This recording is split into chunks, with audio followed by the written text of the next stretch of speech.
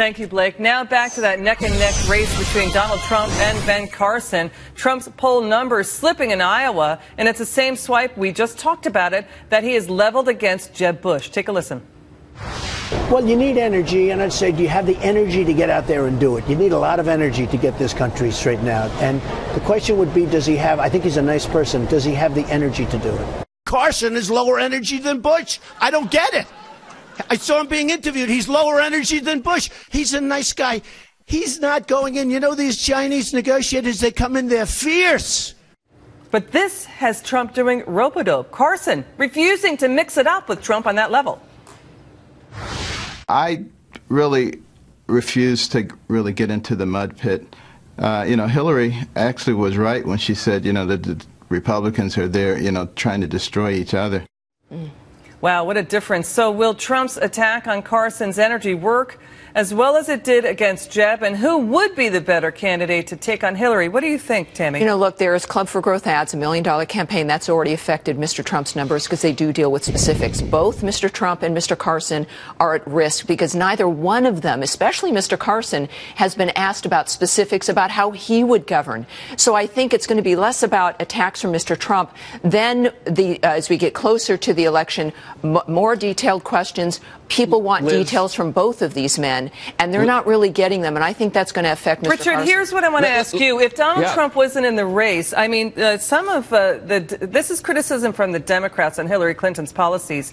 That Bill Clinton would never have signed off on these policies. That's what's flying under the radar screen, that Hillary Clinton's policies are so left-wing that the broad electorate may not want to sign on for it.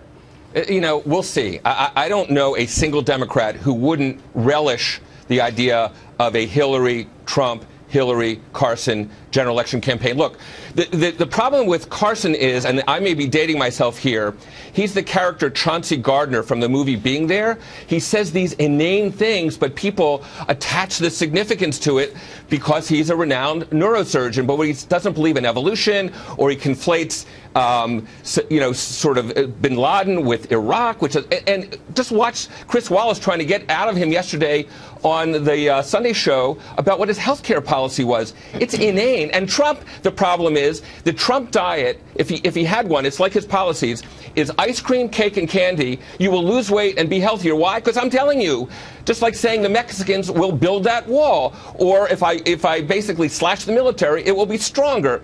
It's because he says so. And again, once he starts losing, that really kind of loses a lot of steam. Kirsten, too, Richard's point here.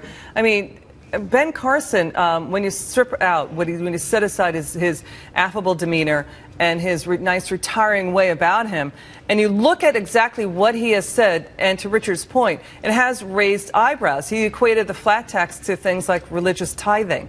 So what are Ben Carson's policies? How would he stack up against Hillary Clinton? Right. He has been very light on substance, as has Donald Trump. And, going into the general election, Trump has closed that big gap between him and Hillary to just about 2.5 points. So, there is this general sense that maybe one of them could challenge her. But the problem is that, you've got these two candidates that are political outsiders, and people love that. Right. And so no matter what we sit here and say, but they don't give specifics on policy and all that. Republican voters like it. But also with Democrats and specifics, they're just saying free college and free lunches and free everything and jobs for everyone. Right. So those aren't specifics either. Right. We have $18 trillion in debt. Boy, that was the point I was trying to make earlier, that, if you didn't have Trump in the race, you'd be zooming high on Hillary Clinton's policies, and they're really expensive. Richard, I want to do a quick whip around.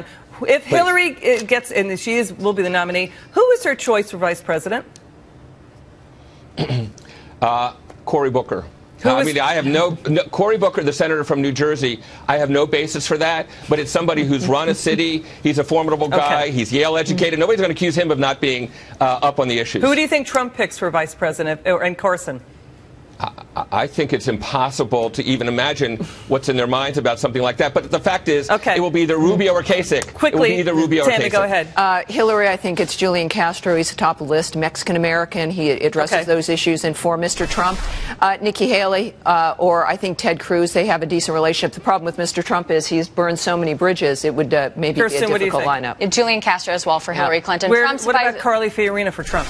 I think that he's burned that bridge. Trump's VP is going to be Donald Trump. Okay.